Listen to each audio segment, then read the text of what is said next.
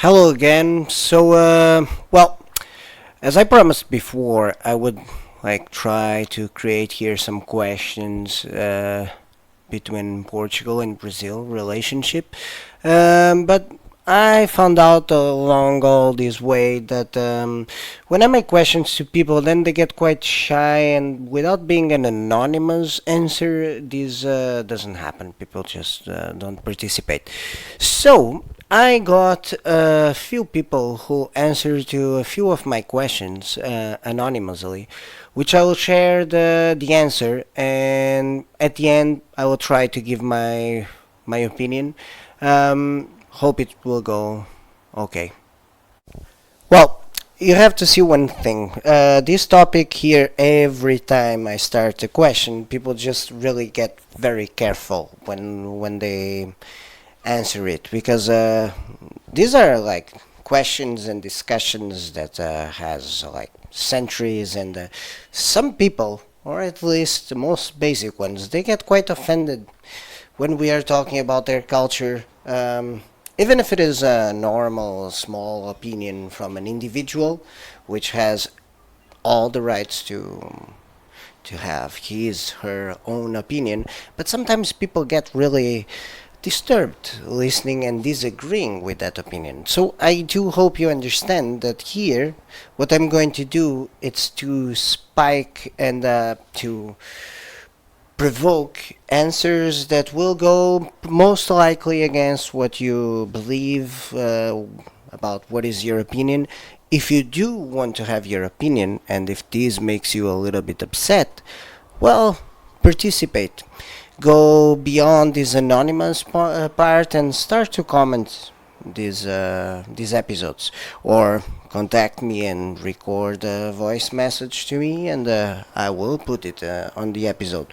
But if you do criticize me without giving your own opinion about it, I won't even really take in consideration. So be aware that each person has the right to its opinion, either it's a prick or not. Here in Portugal, we do value this point here. You can be an asshole, but you can be an asshole with an opinion. So, the first question I did to people, which was a little bit controversial, it was the question as, are Portuguese people proud of Brazilians?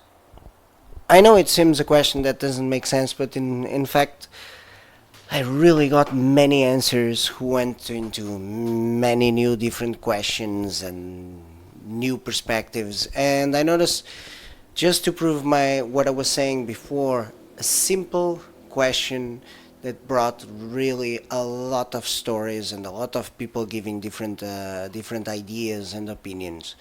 Um, if we When I go and see the answers that some Brazilian people gave to me, well, usually if you are Brazilian and you come here, you get first impression is that we are quite a cold group of people, and we give colder answers, and we are more direct on the way that we talk, which usually offends directly the person who is listening. Usually Brazilians are much more effective, so they get a little bit sensitive talking to people, to Portuguese people, mainly when they are discussing sensitive topics.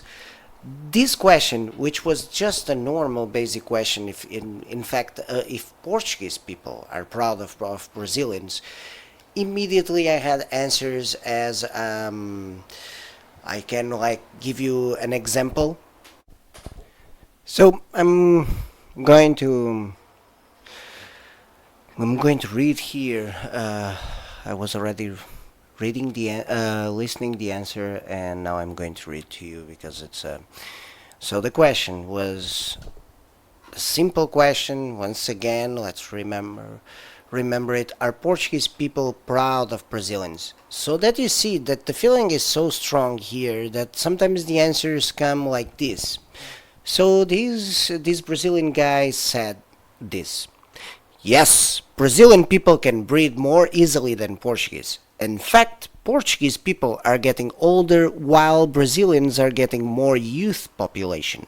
Also, if we take into consideration a gap more or less of like of 30 years, they grow up a population in a percentage rate close or even more to 50%, reminding Brazilian population in the 80s and now.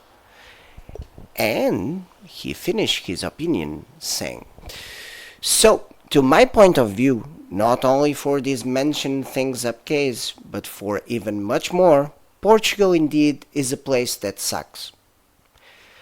Wow, and I cut a bit some statistical data he answered before just so that I wouldn't really make you to feel bored. My friend, this was not the question I did. This answer here is like as wow. I can see some angriness here and some bad feelings. The bad feelings were so high that you didn't really answer to the question. Still, it shows that some hidden feelings people have. It's like everyone has pricks and dumbasses in their own nationalities. I read a Brazilian answer as could be a Portuguese one as dumbass as this was, which, in my opinion. I do respect opinions, of course, but well, this was really not the intention I had when I made this question, and I got this answer, which I was particularly surprised with such a hate in the same in the same answer, which is awesome. Another Brazilian friend said, well, and I'm going to read again his answer. Another guy. No, my friend, I'm Brazilian. The Portuguese are proud to speak about themselves. They don't respect Brazilians in queues. When it's related to Brazil, they only say bad things about us. When a Brazilian company grows in Portugal, they nationalize it. When we try to buy a Portuguese company, their government doesn't allow it, and usually they sell to the Spaniards. They didn't build a single university in Brazil, but they make fun of the poverty in here, and when a Brazilian call a Portuguese of Patricio, they get angry. Well, here we have another example of a non-answer to a question. Well, the part of the answer is that he said, no, my friend, I'm Brazilian. Seems quite clear that we pass in front of the Brazilians in the queues. Well, if you ever had this experience and you feel that it was because you're Brazilian, well, please share with us because I did have Portuguese people passing in front of us, in front of me in queues, but it's usually because queues are really not our expertise. As I think in Brazil probably is quite similar, like Latin people usually get some difficulties on having queues. Like, while if you go to the Central Eastern Europe, if there is a queue for to catch a bus, it's almost seems religious, like they do follow it. Here, it gets sometimes confusing. If a Portuguese person pass in front of you on a queue, well, complain, but please do not assume it's because you're Brazilian. It's just because it was a person trying to be smarter than everyone else. But I did have other answers here that I will share with you. Well, then we had another Brazilian who gave an interesting perspective, so I'm going to read his answer. No way. They are proud of themselves due to their capacity of keeping a so huge landmass, Brazil, for so much time and to perpetuate the Portuguese language as one of the most spoken language in the entire world because of their former colony, and along with that, listen to their own language in a beautiful way. I'm quite sure the Portuguese people hasn't any proud towards to us, Brazilians, as people, but as country instead. Well, thank you very much, Geronimo. Well, this was well a more clear answer, I would say. Um, it's true. It's true. We are quite proud on having one of the most spoken language in the world. it is. I agree with you that that the Brazilian accent is definitely much more prettier than ours. Portuguese version of Portuguese wasn't really made to sound nicely, and every time I listen any other accent from Portuguese, usually it sounds nice. Brazilian sounds really lovely. It's quite happy, full of open sounds, and it's probably my small opinion why it's very easy to sing in the Brazilian Portuguese way, Portuguese version, because it's like it's happy. You sing in Brazilian Portuguese, it sounds happy. You sing in Portuguese from Portugal, and wow, it sounds sad. It's a more closed sounded way of singing. But this was always the opinion I had. Thank you very much for your opinion, and I'm going to pass to another answer. Well, now I'm going to try to give my own opinion. I know I gave two negative ones, one positive. It is not really very neutral, but I'm going to try to be as neutral as possible, even being Portuguese, which makes it a little bit impossible. Um, but to answer to the question, to be honest, I I would say no. I don't see why I should be proud of the Brazilian people in general. The same way I don't see why I should be proud of the people of any country in particular, except if they, as a whole, achieved something really extraordinary. My pride as Portuguese just stems from my national identity. And it's not really from the achievements from the Portuguese people might have accomplished a long time ago. Um, Now, if you ask me if me as a Portuguese feel a special connection to Brazil and Brazilian people, definitely. Much more than to any other Portuguese speaking country. I grew up watching Brazilian novellas, was exposed to the Brazilian culture a lot. I see Brazilians as some kind of brothers, and every time I meet them, I always have stuff to talk about it. There are many cultural aspects that overlap and the ones that don't. I learned, well, the average Portuguese knows much more about Brazil than any other country. Uh, there's the interesting part is that either some people like it or not. There is a strong connection between Brazil and Portugal. We have history together. We started on a very wrong way, um, which was what was happening in the world a long time ago, and it was not just between Brazil and Portugal. These atrocities were happening through many European countries with African countries or American countries. Well, it was a mistake that many people committed before. After that, if you ask me, like now, well, man, we have the same language with different accent and some different grammatical points there, which now we made a language agreement that it's getting difficult to solve it. Um, Still, we do have this connection. It's like things are bad here. Ah, we go to Brazil and we make, I don't know, bakeries, and and we have a life there. Um, Things are not cool in Brazil.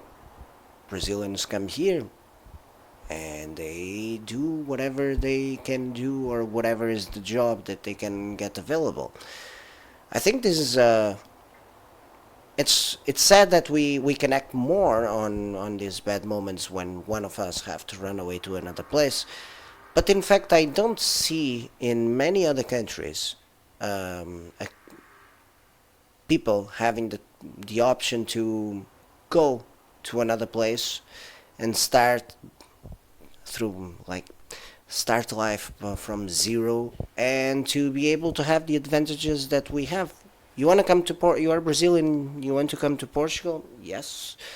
It's go ahead, please, and do it. You have some months to be here. If you get a job, you can even keep staying.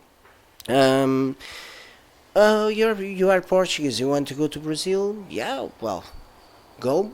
So there is no bureaucratic difficulty to do it. There are bureaucratic steps, which sometimes it's difficult for the Brazilians here, because every time we have this growth of immigration, then things got more bureaucratic. But to defend it, at least I have to tell you, if you're Brazilian, all these difficulties that SEF is doing, that the foreign services are doing to you, it's really to avoid the mistakes that many European countries did on not controlling so well the immigration. You're free to come here. You're free to work. You're free to be happy. You're free to to start your life here, to keep your life here, but there are minimum things you have to do. You have to get a job, you have to get a place where you can call a home, and you have to prove that you can support yourself financially. Um, I don't think it is to ask too much. It is what's normal in life, and every time someone wants to go to a foreign country, usually, and if they want to stay there, that's what should happen. There's mistakes our foreign services do, yes. There's a long waiting list to have an appointment, yes. But you have the appointment. Well, this was a soft question that I decided to start with. I gave just a few answers just to start this topic, to see if you engage and understand the point of this. More questions will come. Most likely, a few of them more polemic than this one. But in fact, my point is not to create polemic without any purpose. Is that we connect a bit more on talking about things that sometimes we spend many hours discussing and fighting with when we are going for a drink and we find both in the same table, Portuguese and Brazilians. Instead of feeling offended with the Portuguese, or instead of feeling offended with the Brazilian, please make a favor to yourself and try to understand the different point of views, and if possible, talk about it instead of arguing. Well, and now going to the most funny, dumbass topic of the week: Boris Johnson. Again, I told you I would talk about this guy again. I told you he would come with more polemic things. Now, he requested, and let's say it requested, but it was almost a demand to the Queen, to the British Queen, to suspend the British Parliament until the 14th of October. What was the purpose of this? The purpose is that with the Parliament being suspended, they cannot do anything against the Brexit. Well, mainly against the Brexit without an agreement. So, first he tried some time ago to see if the Parliament would enter on holidays, and nobody would be able to do nothing against it. Didn't work, because the Parliament then requested to work on holidays. Now he demanded to the Queen to suspend the British Parliament as well. Let's just emphasize the Queen, which is monarchy. She represents the monarchy, as the Prime Minister of Great Britain is representing something that is not democracy. This guy is like, wow, we are going into a crazy world. So he got this. So until the 14th of October, there is no British Parliament to make new decisions or better decisions or whatever is the decision. They prefer to have no parliament than to have a parliament that disagree with the Brexit. And apparently, following all this Brexit soap opera, this is gonna happen. There will be most likely a Brexit without agreement. This will create the difficulties that everyone has been talking about it. What about the border with Ireland? What's gonna happen? or how you're going to do it, how you're going to solve it. Mr. Boris, you're playing with fire. You're going to give a nice example to everyone else what happens to populists like you. You will most likely fail after it, and you'll most likely serve as an example to of dumbass decisions. I know you were elected. Oh, no, you were not elected democratically, but I know you are the Prime Minister of Great Britain. Man, try just to be a little bit smarter and do things normally. Brexit without an agreement, it's already European Union is already preventing the consequences. The world can see the consequences. It's not gonna be a good thing. I cannot be neutral on this because if you do have an opinion that Brexit is a good thing, please share. I'm very happy to talk about it with you and to share even the conversation with someone else because this is awesome. I until today, the more I think, the less advantages I find to everyone. Brexit doesn't seem a smart thing, but still, this guy, he's the savior. He brought a solution. So the Queen Isabel II, she authorized the suspension of the Parliament. So let's see and wait for the new episodes of Brexit. Well, there was a study and some interviews that happened this week here in Portugal, and it was a study made about the premium versions for Tinder. There are some aspects here that people were ignoring. Um, well, if you know Tinder, you know what I'm talking about. If you don't know Tinder, well, maybe you should take a look at it. And then if you know Tinder, you know that there is the free version where everyone can use it without spending any money. And then there is the premium and the gold version, which have different advantages for on these both premium versions. There are things that people have been ignoring, which is the fact that Tinder made the premium versions with different prices for different people. Some people have been complaining that this is not it's not legal, but this is a very strategic marketing behavior that in some parts for them, for the Tinder founders, makes sense. Which is if you live on a big city, let's call it, and I'm seeing here in the study examples of Lisbon, you pay more for the premium version than if you live on a small city because there's more people. If you have the premium version, you have more possibilities of unlimited matches. So if you want to have unlimited matches, you pay more.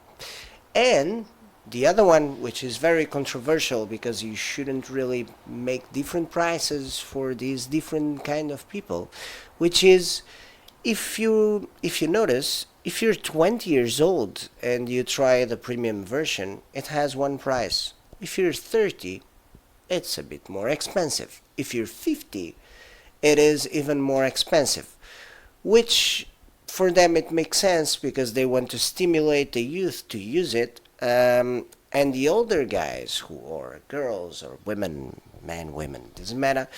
The older users that want to use it, they are already older, so if they want to keep an unlimited possibility of matches for this dating app, they have to pay more. And sometimes they pay like more than 10 euros of difference from one version to the other. Which it made this discussion, and on the interviews I read, it's interesting because it's becoming really a lifestyle. Some people really prefer to spend the evening on Tinder than to go to a pub, mainly because the world is different. People don't really approach other people on the streets so easily, and if you disagree, please come to talk with me. But in fact, the success of Tinder, I think it goes on that. The world changed. Tinder seems reliable. You get a lot of crazy people for looking for different crazy things. Still, you can meet normal people there, or you can pay a premium and meet all the kind of people, or you can pay no premium at all and meet all the kind of people on the same way but have less chances to do it. Well, this was it, and I hope you'll be here on the next episode. Have a nice day.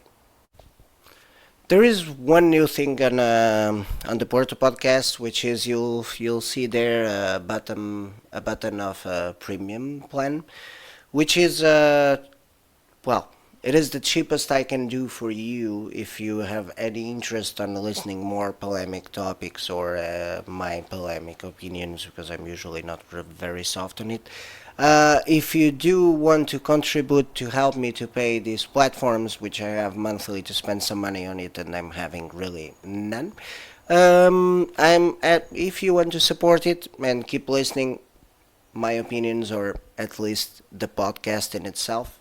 If you want to contribute with some help, which is €1 per month, at least €1 per 1 month, if you're just interested in 1 month, I will be very thankful. And as soon as you assign for the premium plan, then you have 15 free days first to try it. This week I'm going to release the first premium episode too, so that if you're interested, take a look at it.